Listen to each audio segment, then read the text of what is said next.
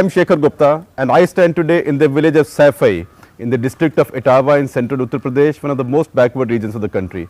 And my guest today, the most famous son of Saifai, Shri Mulayam Singh Yadav, and the man in the hot seat. Mulayam Singh ji, वक्त तो talk में आपका स्वागत है। बहुत बहुत धन्यवाद और आप सैफई गांव में आए, आपका स्वागत और बहुत धन्यवाद। धन्यवाद। मुलायम सिंह जी, आप तो इसी गांव में पले, इसी गांव में बड़े हुए और आपने बचपन में बिल्कुल जो ग्रामीण भारत है वो देखा है। अगर आप बाकी देश के राज्यों में देखें तो बहुत बदलाव आया है, लेकिन यूपी के गांव में, यूपी के ग्रामीण जीवन में अब इतना बदलाव नहीं आया। यूपी 10-15 साल से 20 साल से कुछ पीछे रह गया है। ऐसे क्यों हुआ?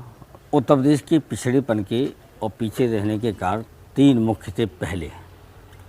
पहला था कि कोई बुरा मान जाएगा लगातार प्रधानमंत्री उत्तर प्रदेश का होना, और उसके बाद उत्तर प्रदेश की विकास के लिए विशेष योजना देना या मदद करना। उनको लगता था कि अन्य राज्य हमसे नाराज़ हो जाएंगे, हम पक्षपात कर रहे, ऐसा महसूस कर रहे थे, इसलिए उन्होंने काम बहुत मदद कोई नहीं की। हाँ, मदद थोड़ी शुरू की थी चौधरी चरण सिंह ने, उस बाद 75 करोड़ रुपया दिया था सीधा डेवलपमेंट। एक चौधरी चरण सिंह का तो राज्य ही बहुत कम रहा, लेकिन फिर भी 75 करोड़ रुपया उन्होंने दिया था। उसके बाद चंद्रशेखर जी ने थोड़ा देने का प्रयास किया था, काफ़ी पैसा, तब तक अयोध्या कांड के बाद, तब तो उनकी भी सरकार चली गई। दूसरा कारण है, हमारे जितने सांसद चुन के जाते हैं ये वहाँ उत्तर प्रदेश की लोकसभा में, जो उत्तर प्रदेश के लोग हैं वो हिंदुस्तान की लोकसभा में उत्तर प्रदेश के लिए कभी चिंतित नहीं रहे। बहस तो अपनी करते रहे, और उसके अलावा किसी सचिवालय के अधिकारी से क्या क्या हमारे उत्तर प्रदेश के विकास हो सकते हैं, क्या योजनाएं हैं, उनको भी उन्होंने नहीं देखा। तो आपका कहना और ये है, एक परिणाम नतीजा बता दें, पर समझ लेंगे आप। जब हम रक्षा मंत्री बने, एक भी लोकसभा और राज्यसभा का मेंबर मुझसे मिल नहीं आया कि आप क्या तरक्की कर सकते हो, क्या दे सकते हो उत्तर प्रदेश के लिए, एक भी नहीं आया। और बाकी राज्यों के आते थे? बाकी राज्यों के सारे लोग हमसे लोकसभा के और राज्यसभा के घेरते थे, हमें कैंट में ये ज़मीन दे दो, हम ऐसा कर दीजिए, एनसीसी का ये कर दीजिए। हमने अपनी तरफ से एनसीसी की, हाँ, और मैनपुरी में एक स्टेशन बनवाना चाहते थे, तब तक है सेक्रेटरी। तीसरा कारण है, उत्तर प्रदेश की हावी रही नौकरशाही IAS केंद्रीय सचिवालय पर। केंद्रीय सचिवालय में जो उत्तर प्रदेश के IAS गए भी हैं, उन्होंने भी कभी उत्तर प्रदेश की चिंता नहीं की कि हम उत्तर प्रदेश की योजना बना के भेजें और वहाँ की सरकार को बताएं कि किस तरह से उत्तर प्रदेश को और पैसा मिल सकता है। तीन कारण तो ये मुख्य पहले थे। उसके बाद राजनीतिक लाभ उठाने के लिए अनदेखी की, बेईमानी और भ्रष्टाचार जितना हो सकता था उतना भ्रष्टाचार हुआ है, और अपने सत्ता बचाए रखने के लिए उन्होंने पूरी तरह से भ्रष्टाचार की मदद की है। और धीरे धीरे ये हालत हुई कि जब कोई मुख्यमंत्री और मंत्री बेईमानी करेगा तो फिर नौकरशाहों को रोका नहीं जा सकता। हमारी पूरी राय रही समाजवादियों की कि भ्रष्टाचार ऊपर से नीचे जाता है। तो आप ये कह रहे हैं कि यूपी को बजाय इस बात का फ़ायदा होने के कि यूपी का नेता हमेशा प्रधानमंत्री रहा, उसका नुकसान हुआ?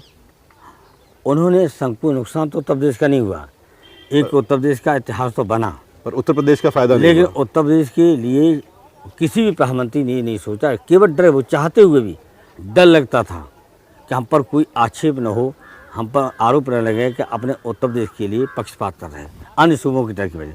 अब आप देखेंगे जो हालत किसानों की पंजाब की, आंध्रा की थी, उससे कहीं खराब उत्तर प्रदेश की थी। हमें खुशी है कि पंजाब के किसानों को मदद की, हम पक्ष में हैं कि आंध्र प्रदेश के किसानों को मदद की, हम खुश हैं हरियाणा के किसानों को मदद की, लेकिन आखिर उत्तर प्रदेश के किसानों की मदद क्यों नहीं की है?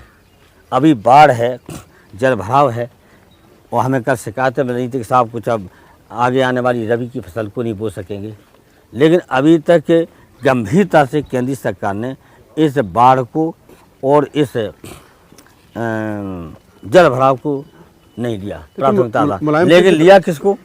लिया अयोध्या को, जी, जिसका कोई मतलब नहीं था। अयोध्या की बात अब हम लगे थे बाढ़ में इतनी जल्दी राहत पहुँचे, ज़्यादा पहुँचे, और तब इनको दिखाई दे रहा था अयोध्या। जबकि मानवता के आधार पर मैंने अपील की थी कि ऐसे मौके होते हैं जब उत्तर प्रदेश की 17.5 करोड़ जनता दुखी है इस वक्त बाढ़ से, जब 15% छोड़िए शहरों में भी मकान गिरे हैं, सब दुखी थे। तो ऐसे मौके पे ये आंदोलन ख़त्म कीजिए।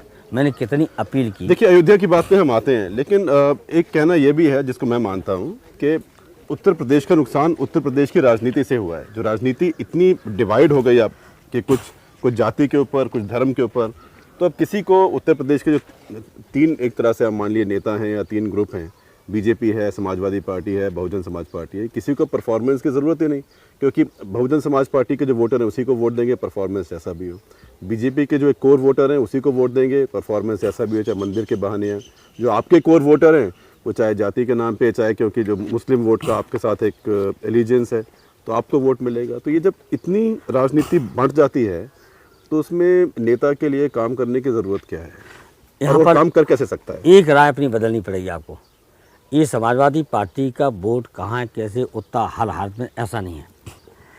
हम संक्षिप्त बता दे रहे, जैसे बहुजन समाज पार्टी है, अपना समाज कह करके वो वोट ले सकते हैं। और कांग्रेस पार्टी अभी तक नेहरू जी का नाम लेकर के कांग्रेस चल रही है, लेकिन समाजवादी पार्टी के सामने कठिन समस्या है।